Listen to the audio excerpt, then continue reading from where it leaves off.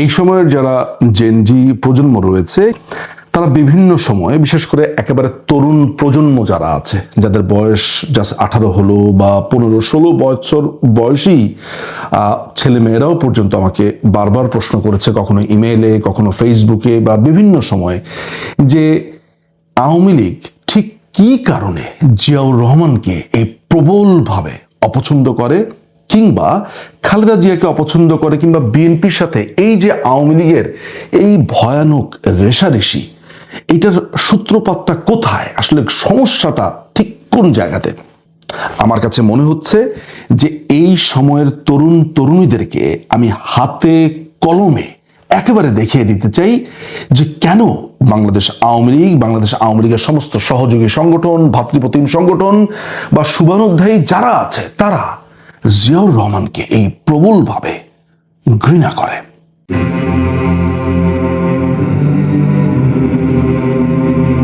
এই ঘটনাটি বলতে গিয়ে আমি এক কথাতে বলতে পারি যে জাতির জনক বঙ্গবন্ধু শেখ মুজিবুর রহমানের হত্যাকাণ্ডে জিয়াউর রহমানের সরাসরি সংযোগ আছে, এবং সেই সংযোগের কথা অতীতে বহুবার নানানভাবে বলা হয়েছে। কিন্তু 5ই অগাস্টের পরে সবচাইতে বড় বোমাটি যিনি ফাটালেন তিনি হচ্ছে বঙ্গবন্ধুর অন্যতম আত্মস্বীকৃতি খুনি মেজর ডালিম।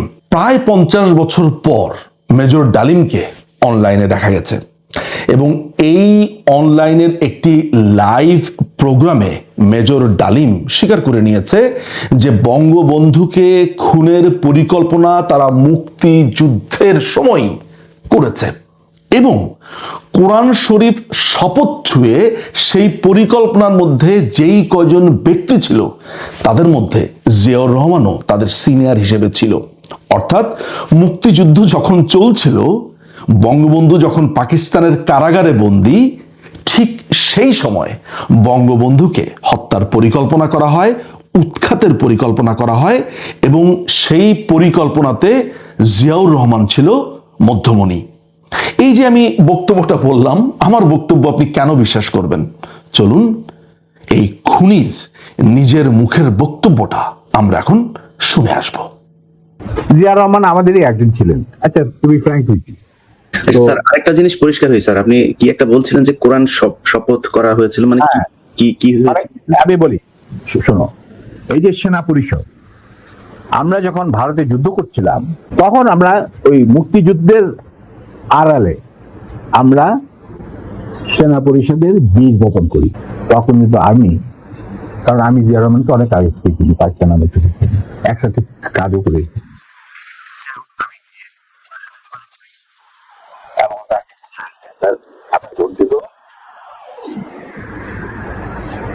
আমরা আপনাকে সহজে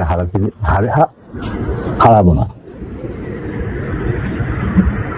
তখন আস্তে আস্তে আমরা বলি যে আমি এরকম আসল উদ্দেশ্য যে ভারতে, সেটাকে বানচাল করার জন্য এখন থেকে আমরা প্রস্তুতি নিচ্ছি। আপনি কি আমাদের সাথে থাকবেন কি থাকবেন না, সেটা আমাদের তরফ থেকে পাঠানো হয়েছে জানার জন্য। কারণ আমি আপনার সাথে সবচেয়ে ক্লোজ ছিলাম পাকিস্তান বাহিনীতে, সবাই জানি। আচ্ছা, উনি বলেন কি তোমাদের কর্মসূচি? তখন আমি আমাদের কর্মসূচি দিলাম, যেটা 25 বছরের একটা কর্মসূচি ছিল। আমি বললাম যে স্যার, আমাদের সমস্যা হচ্ছে আমরা সবাই প্রায় সমবয়সী, আমাদের একজন সিনিয়র অফিসার দরকার যাকে আমরা ট্রাস্ট করতে পারি, তাকে আমরা কেন্দ্র করে এগিয়ে যেতে চাই এই সেনা পরিষদের কর্মসূচি বাস্তবায়নের জন্য। স্বাধীনতার পর, স্বাধীনতা তো করবোই, স্বাধীনতার পর এই কর্মসূচি আমরা বাস্তবায়ন করবো অন্যান্য সমমনা দেশপ্রেমিকদের সঙ্গে নিয়ে। তখন উনি এটা খুব কেয়ারফুলি আমাদের কর্মসূচি করলেন। তারপরে আমি একদিন গেলাম, উনি বলে যে আমি করলাম, আমি সম্পূর্ণভাবে একমত। তখন আমি বললাম, তাহলে কি আপনি আমাদের সাথে কাজ করতে রাজি আছেন? আমরা আপনাকেই আগে রেখে আমরা কাজ করতে চাই। তবে আপনার সমস্যা হচ্ছে আপনি বাংলা জানেন না, বাংলা বলতে পারেন না, লিখতে পারেন না, আপনি সারা জীবন পাকিস্তানে বড় হয়েছেন, ওখান থেকে আমি দিতে পারি। দ্যাটস নট এ প্রবলেম, আমরা রয়েছি, আপনার গ্রাউন্ড ওয়ার্ক করেন। আপনি যদি রাজি থাকেন তাহলে আমরা একসাথে কাজ করতে সামনে রেখে আমরা কাজ করতে রাজি, এগিয়ে যাবো, সেনা পরিষদ এগিয়ে যাবে। তখন বললেন যে আমি রাজি। তখন বলেন যাক স্যার, আমাদের সাংগঠনিক বিধান অনুযায়ী আপনাকে একটা কোরআন শক্তি করতে হবে, যে কোরআন ধরে আপনি বলবেন যে আমি এই কর্মসূচি ভিত্তিক কর্মকাণ্ড, সেটা পরিষদের কর্মকাণ্ড পরিচালনা করার জন্য শীর্ষ নেতা হিসেবে যোগ দিতে রাজি আছে। তিনি উজু করে আসলেন, রাখা হলো, হাত রাখলেন, আমি ওর হাতের উপর হাত রাখলাম, তারপরে শপথ উনি দিলেন।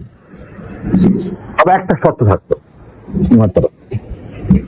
যতদিন পর্যন্ত রাষ্ট্রীয় ক্ষমতায় আমরা না যেতে পারবো ততদিন পর্যন্ত সেনা পরিষদের সাথে আমার যে কোনো সম্পর্ক আছে সেটা প্রকাশিত করা যাবে না। আমরা আমরা সবাই পরামর্শের মাধ্যমে বললো শুধু তুমি আর নূর এই দুজনের পারমিশন থাকবে আমার সাথে যে কোনো সময় যে কোনো অবস্থায় যোগাযোগ করা। আপনাদের ওই 25 বছরের পরিকল্পনাতেই কি শেখ মুজিবকে ক্ষমতাচ্যুত করার পরিকল্পনা ছিল? অবশ্যই। এই প্রশ্নটা তো আমার মনে হয় তোমার করাই উচিত ছিল। দর্শক, আপনারা মেজর ডালিমের বক্তব্যটা শোনার পর আমি নিশ্চিত আপনাদের অনেক প্রশ্নের জট খুলে গেছে, অনেক চিন্তার জট খুলে গেছে, এবং আপনারা এইটাই ভাবছেন যে মুক্তিযুদ্ধের সময় বঙ্গবন্ধু পাকিস্তানের কারাগারে বন্দী ছিল, সেইখানে কেন ওই মুক্তিযুদ্ধের সময়ই জিয়াউর রহমান কিংবা ডালিমরা এই পরিকল্পনা করছে যে মুক্তিযুদ্ধের পর বঙ্গবন্ধুকে হত্যা করা হবে, উৎখাত করা হবে। এখন আপনারা আমাকে এই জবাবটা দেন যে যেই লোকটি নিজেকে মুক্তিযোদ্ধা বলে, যেই লোকটি বলে যে তিনি বঙ্গবন্ধুর পক্ষে স্বাধীনতার ঘোষণা দিয়েছেন, সেই লোকটি যখন মুক্তিযুদ্ধের সময় বঙ্গবন্ধুকে হত্যার পরিকল্পনা করেন, আপনি বলেন তো যে আওয়ামী লীগ বা আওয়ামী লীগকে ভালোবাসে, মুক্তিযুদ্ধকে ভালোবাসে এমন কোন সুস্থ মানুষ জিয়াকে ঘৃণা না করে থাকতে পারে? এই প্রশ্নের জবাবটা আপনারা দেবেন, আমি দেব না। এরপরে চলে আসি বঙ্গবন্ধুর অন্যতম আরেকজন খুনি কর্নেল আব্দুর রশিদের কাছে। কর্নেল আব্দুর রশিদ জিল্লুর রহমান, যিনি আপনি জানেন যে চ্যানেল আই এর তৃতীয় মাত্রার যে একটি অনুষ্ঠান পরিচালনা করেন, এই অনুষ্ঠানের ব্যাপারে সবাই নিশ্চয়ই জানেন। এই তৃতীয় মাত্রার জিল্লুর রহমানের কাছে মেজর খন্দকার আব্দুর রশিদ একটা দীর্ঘ ইন্টারভিউ দেন, এবং এই ইন্টারভিউর মধ্যে আব্দুর রশিদ পরিষ্কার করে বর্ণনা করেন যে কিভাবে জিয়াউর রহমান এই হত্যাকাণ্ডের সাথে সম্পৃক্ত ছিলেন, কিভাবে পরিকল্পনা করেছেন, এবং তাদের যে এই পরিকল্পনা পুরোটাই আবার তৈরির সাথে রেডি ছিল হচ্ছে কর্নেল তাহের। আমার এই কথাটা আপনার যদি বিশ্বাস না হয়, চলুন আমরা আব্দুর রশিদের ওই অংশটুকু শুনে আসি। তখন কয়েকদিন পরেই, প্রায় এক সপ্তাহ হবে, একদিন জিয়াউর রহমান ডেকে পাঠিয়েছেন ওনার সঙ্গে দেখা করার জন্য। আপনি এবং ফারুক রহমান? না, কর্নেল ফারুক ছিল না। আপনারা একসঙ্গে দেখা করেছিলেন জিয়াউর রহমানের সঙ্গে মার্চের কোনো সময়? না, 75 না, একসাথে দেখা হয়নি। তো কোন সময়টাতে? এটা এপ্রিলে আমি two field regiment take over করার পরে, যখন আমার পোস্টিং আবার টু ফিল্ডে হলো, যখন আমি টু ফিল্ড নিলাম, তখন এরপরে পরে আমি টেক ওভার করার পরে উনি আমাকে ডাকলেন। তো ডাকার পরে আমি বিকালে ওনার বাসায় গেছিলাম। তো বাসায় যাওয়ার পরে উনি একটা জেনারেল ব্রিফিং দিলেন যে সেখানে আর কে কে ছিলেন? সেখানে আমি আর প্রথম মিটিংয়ে আমি আর জিয়াউর রহমানে ছিলাম। তো একটা কিছু করা একান্তই প্রয়োজন, তা না হলে বাংলাদেশে আর্মির অস্তিত্ব থাকবে না। হয়তো একটা পর্যায়ে এসে আর্মিকে জেআরবিতে যোগদান করতে হবে, কারণ আমাদের টিওএনডি এখনো অ্যাপ্রুভ করা হয় নাই, এবং আর রক্ষী বাহিনীটা এক্সপ্যান্ড করে যাচ্ছে, এবং ওদের এক্সপ্যানশনের মধ্যে it is in the planning that is an large number of units. তো উনি মনে করেন যে ওইটা আর একটু, তখন বোধহয় উনি বললেন যে অলরেডি অ্যাবাউট 15,000 রক্ষী বাহিনী হয়েছে, এবং এটা অতি শীঘ্রই অ্যাবাউট 25,000-এর মতো করা হচ্ছে, এবং তারপরেই হয়তো আর্মিকে জিআরবিতেই হতে পারে, জয়েন করা হতে পারে। তো সব কথার মধ্যে এটাই ছিল একটা স্ট্রং পয়েন্ট ওনার তরফ থেকে। তো লাস্ট টাইম অনেকক্ষণ শোনার পরে, আমারও অভ্যাস, আমার বেশি কথা বলার অভ্যাস নাই, আমি শুনি বেশি, বলি কম। তো ওনার কথা শোনা বলার পরে তখন আমি বললাম যে স্যার, একটা জিনিস আমি খুবই পরিষ্কারভাবে জানতে চাইবো যে পরবর্তীতে কি হওয়া উচিত, সেটা আমার প্রথমে পরিষ্কার হতে হবে। মানে এই যে ক্ষমতার initial- পরিবর্তন করলেন, হ্যাঁ। ইনিশিয়াল লেভেলে যে কথাবার্তা কর্নেল ফারুকের সঙ্গে হলো বা জিয়ার সঙ্গে হলো, তাতে মানে ওনারা কি চাইছিলেন? যে ওনারা পরিবর্তন চেয়েছিলেন, পরিবর্তন, সরকার, হ্যাঁ, হ্যাঁ, সরকারি পরিবর্তন, অভ্যুত্থান করে পরিবর্তন করে, হ্যাঁ, এটা মিলিটারি চেঞ্জের মাধ্যমে এটা পরিবর্তন। আমি বলি মিলিটারি চাইলে পরিবর্তন যে কোনো সময় রাজনৈতিক সরকারকে পরিবর্তন করতে পারে, কিন্তু আমি চাইবো যে এই পরিবর্তনের আগে আমার জানতে হবে এই পরিবর্তনের পরে কি হবে। সুতরাং এটার পরিবর্তে কি হবে ওইটাকে যদি আমি বিশ্বাস করতে পারি, ওইটার প্রতি যদি আমার আস্থা আসে, তাইলে আমি আপনার জন্য কাজ করতে পারি। আর যদি সেটাতে আমার বিশ্বাস না থাকে, তাহলে আমার পক্ষে কোনো কাজ করা সম্ভব হবে না। আপনার ক্ষতি অবশ্যই আমি করব না, কিন্তু আমি ওইসব ধরনের কোনো কাজে থাকবো না। তো তখন উনি বললেন, আচ্ছা 2-3 দিনের মধ্যে আমি তোমাকে ডাকবো। তারপরে আরেকদিন ডাকলেন। তো ডাকার পরে তখন আমি ওনার এখানে কর্নেল তাহেরকে দেখলাম, জেএসডি কর্নেল তাহের। তিনি তখন সেনাবাহিনীতে নেই তো? না, উনি সেনাবাহিনীতে নেই, উনি তখন সি ট্রাক ডিভিশন, ওনাকে বের করে দেওয়া হয়। তো তাহেরকে দেখলাম। তো আমাদের 3 জনের কথা হলো। তো ওদিন জিয়াউর রহমান বেশি কিছু কথা বলেননি। তো উনি বললেন যে পরবর্তীতে কি হবে সেটার পুরোপুরি যা কিছুই চিন্তার মধ্যে আছে সেটা তাহের তোমাকে ব্রিফ করবে, তুমি তাহের থেকে শুনে নেবা, কারণ এখানে অত বেশি কথা বলার দরকার নেই, এটা সময়ের প্রয়োজন। সুতরাং ওইটা একটা ডিটেইল ডিসকাশনের মতো। সুতরাং সেখানে এটা ভালো জিয়াউর রহমানের বাসায়, যেরকম মইনুল রোডের বাসায়, মইনুল রোডের বাসায়, যে তাহেরের সাথে করবো, তাহের তোমাকে পুরোপুরি একটা আইডিয়া দিবে। তবে ফারুক আমাকে যেটা বলেছে সেটা মৌনসম্মতির কথা তখন বলেনি, ওইটা উনি রাজি আছেন, কিন্তু আমাদেরকেই করতে হবে। কিন্তু পরবর্তীতে যখন আমার পোস্টিং ক্যান্সেল করে দিল, that gave me N indication that তখন আমি এনশিওর করছি যে, তখন আমি ডাইরেক্টলি এনশিওর করেছি, তাহলে আমাকে যতক্ষণ পর্যন্ত জিয়া না বলবে ততক্ষণ পর্যন্ত আমার করার কিছু নাই। পোস্টিং করার পরেও আমি পোস্টিং করতে ভালো কথা, আমি তো পোস্টিং যে কোনো জায়গায় আমি চাকরি করতেছি। কর্নেল তাহেরের সঙ্গে আপনি পরে কথা কি হলো, মানে তিনি আপনাকে কি বললেন, কোথায় বললেন? আচ্ছা, জিয়ার বাসায় মিটিং এর পর? মিটিং পরে তাহের আমাকে দাওয়াত দিল ওর নারায়ণগঞ্জে ওর বাসায় আসার জন্য, এবং সেখানে ও সি ট্রাক ড্রাইভিং এ নিয়ে যাবে। বলে যে ওখানেই ভালো, আমরা কথা বলবো, তো আসো। এটা কোন মাসে? এটা হবে মে মাসে। তো সেইখানে colonel Taher had whatever his agenda was right or wrong, but he was clear, at least he was clear what is after. তো সেখানে উনি বলল যে, তখন ওই জিএসডি এর কথা বললো, জিএসডি এভাবে জিএসডি একমাত্র সংগঠন যেটা মুজিবের এগেনস্টে স্ট্রিট প্রটেস্ট করতে গিয়ে এরকম বেশ কয়েকজন লোক মারা গেছে, এটা করেছে। তো এগুলি বলে জিএসবিএন মোটামুটি ভালো ইসেতে আছে। আর আওয়ামী লীগের আর্ম ক্যাডার ছাড়া মুক্তিযুদ্ধের যত বাকি আর্ম ক্যাডার ছিল এগুলো সব এখন জিএসডির সাথে। তো তখন আমি বললাম যে হ্যাঁ ভালো কথা, আর্ম ক্যাডার নিয়ে এখন কি করবেন, কি আমাদের আবার লিবারেশন ওয়ার ফাইট করতে হবে নাকি? তো বলছে না, লিবারেশন ওয়ার না, কিন্তু ওরা কোথায় যাবে, সুতরাং ওদেরকে অর্গানাইজ করে রাখা ভালো, কারণ আওয়ামী লীগের থেকে আমরা কোনোদিনও ভালো কিছু আশা করতে পারিনি। তো আমরা চাচ্ছি যে একটা, যেহেতু সে দেশ স্বাধীন করা হয়েছে, সুতরাং আমাদের এই দেশটাকে উন্নতি করতে হলে আমাদের কিছু করা উচিত। ঠিক আছে, বলেন কি করা উচিত? তখনই উনি বললেন যে অনেকই নর্মাল পলিটিক্যাল কথাই হলো, এর মধ্যে যে ক্লিয়ার কাট কথা যে what is after, which was my question. What is after the coup? হ্যাঁ, মাই কোশ্চেন হোয়াট ইজ আফটার। তো সেখানে উনি বললেন যে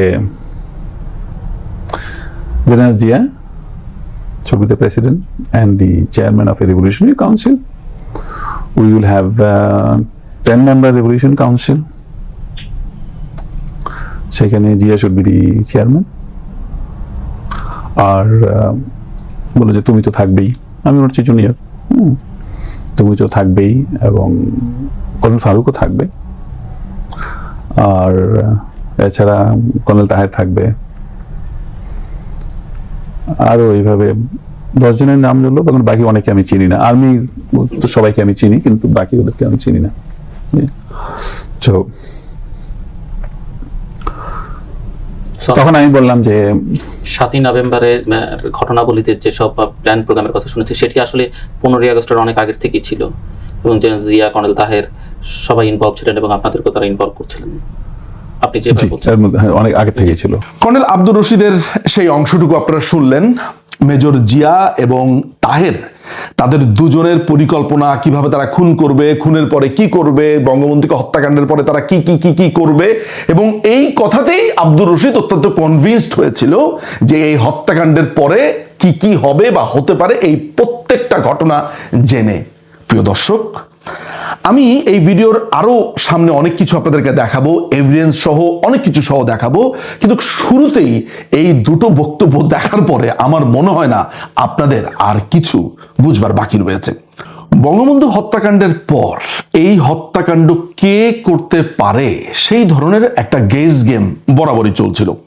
কোনো কোনো কোয়ার্টার থেকে বলা হচ্ছিল যে জিয়াউর রহমান এটার সাথে জড়িত থাকতে পারে, সম্ভাবনা আছে। কেউ বলছিল খালেদ মোশাররফ এটার সাথে জড়িত থাকতে পারে, কেউ কেউ নানান ধরনের কথাবার্তা বলছিল। খন্দকার মোশতাকের কথা তো মোটামুটি সবাই জানেই, ষড়যন্ত্রকারী, অন্যতম ষড়যন্ত্রকারী ছিল। কিন্তু খন্দকার মোশতাক একা এই ঘটনাটা ঘটাতে পারে না, তার সাথে কারা কারা ছিল সেই হিসেবে জিয়াউর রহমানের নাম অনেকবার এসেছে।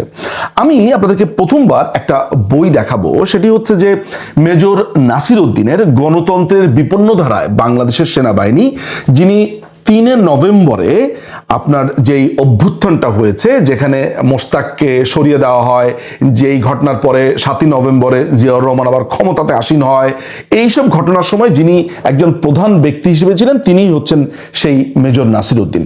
মেজর নাসির উদ্দিন তার এই বইটির 13 নম্বর পাতাতে যেই কথাটা বলেন সেটা আমাদের জন্য খুবই ইন্টারেস্টিং।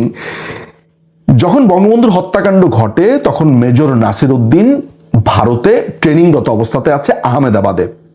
ভারতের কর্তা ব্যক্তিরা তার রুমে এসে জিজ্ঞেস করে যে তোমার কাছে কি মনে হয় যে বঙ্গবন্ধুকে যে হত্যা করা হয়েছে এটা কে করতে পারে? এটা কি জিয়াউর রহমানের ছেলেরা করেছে নাকি খালেদ মোশাররফের ছেলেরা করেছে?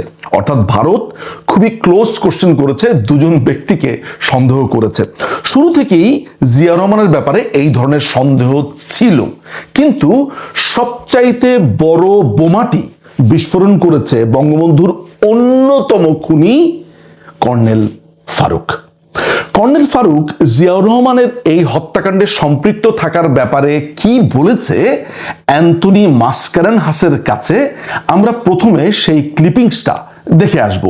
দর্শক মনে রাখবেন যে এই ভিডিও আপনারা যেটা এখন দেখবেন ক্লিপিংসটা, তার আগে ইংল্যান্ডের বিখ্যাত পত্রিকা দি টাইমস, এই টাইমস পত্রিকাতে 1976 সালের 30 মে তারিখে কর্নেল ফারুক ইতিমধ্যেই একটি কনফেশন দিয়ে দেয় এবং সে বলে যে এই বঙ্গবন্ধুকে খুন করবার পুরো পরিকল্পনাটা সে করেছে এবং তার সাথে জিয়াউর রহমানও জড়িত ছিল। সেটা দেখাবো, তার আগে ভিডিও ক্লিপিংসটি আমরা দেখে নেই। Set on removing Mujib, the young colonels had to find someone to put in his place. Their obvious choice was a man of their own kind, an army man. So they approached Major General Zia. The first obvious choice was General Zia, because at least he was not tarnished. So after a lot of arrangements, I managed to see him on 20th of March 1975 in the evening. General Zia said, I am a senior officer, I cannot be involved in such things. If you junior officers want to do it, go ahead. Then we walked in the lawn and I told him, sir, that we are professional soldiers. We serve the country. We do not serve any individual. We have to change it. we, the junior officers, have already worked it out. We want your support and your leadership. প্রিয় দর্শক, আপনারা video ক্লিপিংসটি দেখেছেন। Video ক্লিপিংসের সাথে সাথে আমরা আপনাদেরকে সেই পত্রিকাটা দেখাবো। এই পত্রিকা হচ্ছে দি সানডে টাইমস, মানে হচ্ছে দি টাইমসের সানডেতে যেটি রবিবারে যেটি বের হয় সেটির নাম হচ্ছে দি সানডে টাইমস। এই পত্রিকাটা আমি বহু কষ্টে সংগ্রহ করেছি ইংল্যান্ড থেকে। আমি এই পত্রিকার 11 নম্বর পাতাতে এখন আপনাদেরকে নিয়ে যাব। এই 11 নম্বর পাতাতেই এই পত্রিকার এই 11 নম্বর পাতাতে এই আর্টিকেলটি ছাপানো হয়েছে। কি লেখা আছে এখানে? কর্নেল ফারুক বলছে, I help to kill Mujib, dare you put me on trial. দেখেন, আপনাদেরকে এক্স্যাক্টলি 1976 সালের 30 মে, এটা যদি একটু দেখাও তাহলে এই তারিখটাও সবাই দেখে নিল। একেবারে অরিজিনাল পত্রিকাটা আপনাদেরকে খুলে দেখালাম যে দি সানডে টাইমসের 1976 সালের 30 মে তারিখে বঙ্গবন্ধুর অন্যতম খুনি কর্নেল ফারুক এই তার খুনের কনফেশন দিয়েছে। কিন্তু খুনের কনফেশন দিতে গিয়ে সে পরিষ্কার করে বলেছে এই হত্যাকাণ্ডের সাথে জিয়াউর রহমান জড়িত ছিল। কোথায়? তার এই কলামটা আমি স্ক্রিনে তো দিয়ে দিবই। এই কলামের এই একটা কলাম, দ্বিতীয় কলাম, থার্ড কলাম, এই থার্ড কলামে গিয়ে বলছে, এটা যদি একটু ক্লোজ করে এই অংশটুকু একটু দেখাও। In accepting the job, we offered them, Mr. Mushtaq, we offered them. Mr. Mushtaq and General Zia endorsed our reason for the change. যখন তারা খুনের, অর্থাৎ যখন তারা বঙ্গবন্ধুকে খুনের পরিকল্পনা করেছে, তাদের পুরো পরিকল্পনার কথা, তাদের সমস্ত তারা কি করবে না করবে সেই সব কথা জিয়াকে বলার পরে জিয়া সেটি এন্ডোর্স করে। কিন্তু মজার ব্যাপার হচ্ছে যে কর্নেল ফারুক এবং কর্নেল রশিদরা যখন আলাদাভাবে আরেকটা টিম নিয়ে খুনের পরিকল্পনা করছিল, এই কর্নেল ফারুকরা জানতো না যে মুক্তিযুদ্ধের সময়ই জিয়াউর রহমান এবং ডালিমরা মিলে বঙ্গবন্ধুকে উৎখাতের জন্য কোরআন শপথ করেছে, যেটি শুরুতেই আপনাদেরকে দেখিয়েছি। এখন আপনারাই আমাকে বলেন, এই যে আপনাদেরকে আমি এই যে কংক্রিট প্রমাণ দেখালাম, এই প্রমাণ কি আপনাদের কাছে এনাফ মনে হচ্ছে নাকি হচ্ছে না?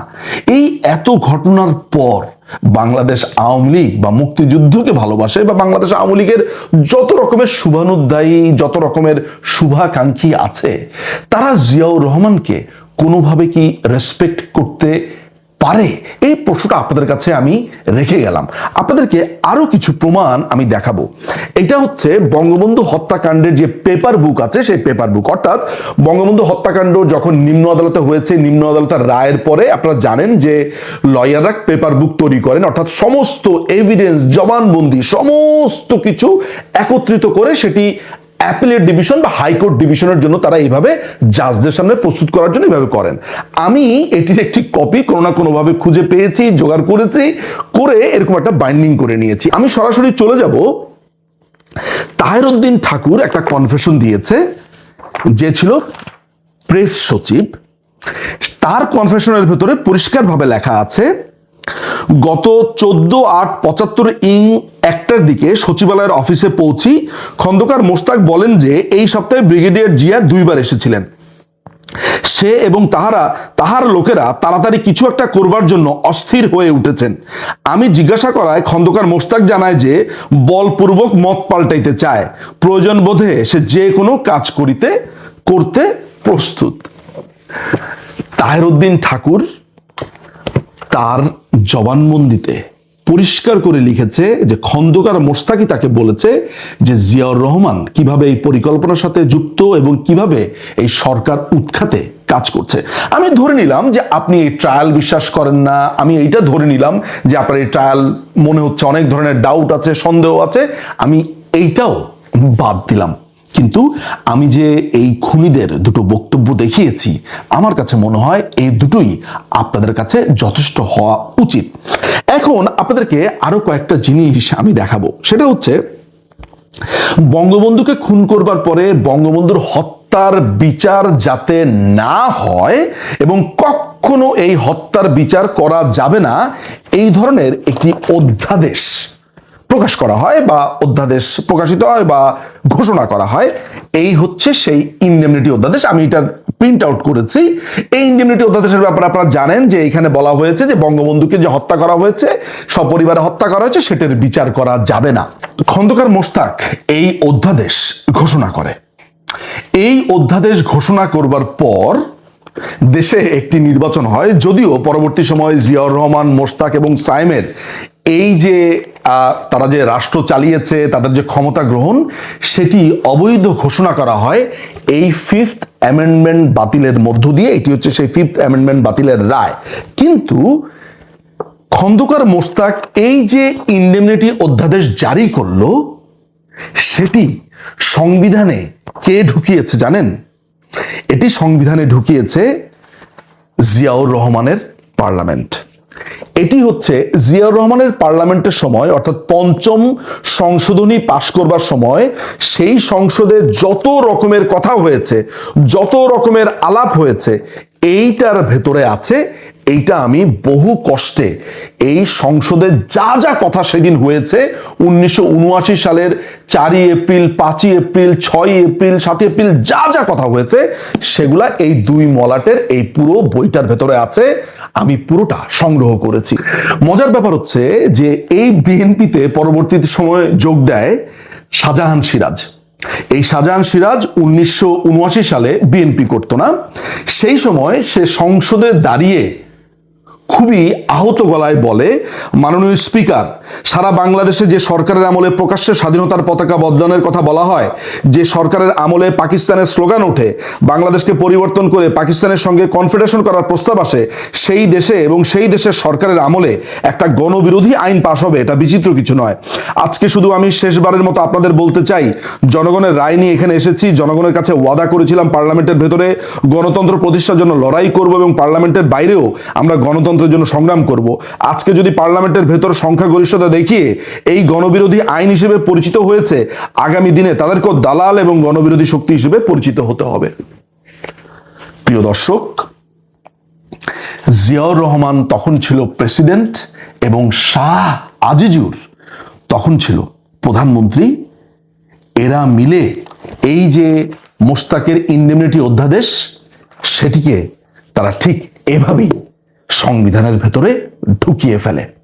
প্রিয় দর্শক, বঙ্গবন্ধুর খুনের বিচার করা যাবে না, এই কথাটা যেই সরকার বা যেই অবৈধ সরকার বলি যাই বলি, তারাই তো চালকের আসলে ছিল। তারা যখন এটি সংবিধানে ঢুকিয়ে ফেলে, তখন জিয়ার ব্যাপারে বাংলাদেশ আওয়ামী লীগের শুভানুধ্যায়ী, শুভাকাঙ্ক্ষী, মুক্তিযুদ্ধের পক্ষের লোকেরা জিয়াউর রহমানকে ঘৃণা করবে না তো কি করবে? প্রিয় দর্শক, আমি আপনাদেরকে আরো কয়েকটা জিনিস দেখাতে চাই। এই কয়েকটা জিনিস দেখিয়েই আমার ভিডিওটা আজকে শেষ করব। সেটি হচ্ছে 1972 সালের 16 ফেব্রুয়ারি দৈনিক বাংলাতে একটি রিপোর্ট প্রকাশিত হয়। আমার কাছে ওই পত্রিকাটা আছে, আমি এটা একটা প্রিন্ট আউট নিয়েছি। ওই পত্রিকাটার ঠিক এই জায়গাতে দেখুন, এই জায়গাতে বোঝা যাবে না, একটি খবর প্রকাশিত হয়, যেটাকে আমি আরেকটু বড় করে দেখার জন্য প্রিন্ট করেছি। পাক বাহিনীর সহযোগী গ্রেফতার। এই পাক বাহিনীর সহযোগীর মধ্যে দেখেন শাহ আজিজের নাম আছে, যে এখানে বলা হচ্ছে যে শাহ আজিজকে গ্রেফতার করা হয়েছে। পাকিস্তানের জাতীয় পরিষদের বিরোধী দলের সাবেক সরকারি নেতা শাহ আজিজুর রহমানকে দখলদার পাকিস্তানি বাহিনীর সঙ্গে সহযোগিতার অভিযোগে গ্রেফতার করা হয়েছে। এই খবরটা 1972 সালের 16 ফেব্রুয়ারি দৈনিক বাংলাতে প্রকাশিত হয়েছে। দেখেন, এটা হচ্ছে 1981 সালের 1 এপ্রিলের পত্রিকার আমি প্রিন্ট আউট করেছি। এই শাহ আজিজি, যাকে রাজাকার হিসেবে গ্রেফতার করা হয়েছিল, এই শাহ আজিজকে জিয়াউর রহমান বাংলাদেশের প্রধানমন্ত্রী বানিয়েছেন। দেখুন, একটা রাজাকারকে যখন জিয়াউর রহমান প্রধানমন্ত্রী বানায়, আর সেই রাজাকার যখন এই 5ম সংশোধনীর সময় কেন বঙ্গবন্ধুর হত্যার বিচার করা যাবে না সেটার জন্য ক্রমাগতভাবে এখানে যুক্তি দিতে থাকে, আপনারা এটা পড়লে বুঝবেন যে ক্রমাগত যুক্তি দিতে থাকে। আপনারাই বলেন যে জিয়াউর রহমানকে কেন আমরা যারা আওয়ামী লীগকে পছন্দ করি, ভালোবাসি, মুক্তিযুদ্ধের পক্ষে শুভানুধ্যায়ী যারা আছি, তারা কেন ঘৃণা করব না? এবার আমি আপনাদেরকে আরেকটা ইন্টারেস্টিং জিনিস দেখাই। জিয়াউর রহমানের কথা বলছি, কিন্তু খালেদা জিয়ার প্রসঙ্গটা কেন আনলাম? খালেদা জিয়াকে কেন আমরা এত প্রবলভাবে অপছন্দ করি? এর কারণ হলো নিপুণ নামে একটি ম্যাগাজিন ছিল। এই ম্যাগাজিনটার অরিজিনাল ম্যাগাজিনটাই আমার কাছে আছে। সেই ম্যাগাজিনটাকে আমি অন্য অনেকগুলো ম্যাগাজিনের সাথে বাধাই করতে দেওয়ার কারণে এটি বর্তমানে আমার কাছে নেই, বাট এটার ফটোকপিটা আমার কাছে, বা যে অংশটুকু দরকার সেই অংশের ফটোকপি আমার কাছে আছে। এটা হচ্ছে নিপুণের, এটা প্রতি মাসে একবার করে বের হতো, মাসিক নিপুণ। এটা হচ্ছে মে 1984 সালের সংখ্যা, মাথা রাখবেন, মে 1984 সাল। এই মে 1984 সালের সংখ্যায় খালেদা জিয়ার বাবা জনাব মোহাম্মদ ইস্কান্দার মজুমদার তিনি পরিষ্কার করে একটা কথা লেখেন যে খালেদা জিয়া প্রসঙ্গে তার বাবা, আমার মেয়েকে রাজনীতিকরা এক্সপ্লয়েট করেছে। দেখুন এখানে লেখা আছে, একটি বিশেষ দিনের জন্ম তার, 1945 সালের 5ই সেপ্টেম্বর, যেদিন সারা পৃথিবীর দুঃস্বপ্ন দ্বিতীয় বিশ্বযুদ্ধ শেষ হলো, সেদিন তিনি ভূমিষ্ঠ হলেন। প্রিয় দর্শক, এটা হচ্ছে, আগেই বলেছি, এটা হচ্ছে সেই ম্যাগাজিন, এবং সেই ম্যাগাজিনে মোহাম্মদ ইস্কান্দার মজুমদার বেগম খালেদা জিয়ার বাবা পরিষ্কার করে বলেছেন খালেদা জিয়ার জন্ম তারিখ 5ই সেপ্টেম্বর 1945। কিন্তু খালেদা জিয়া সারা জীবন কি করেছেন?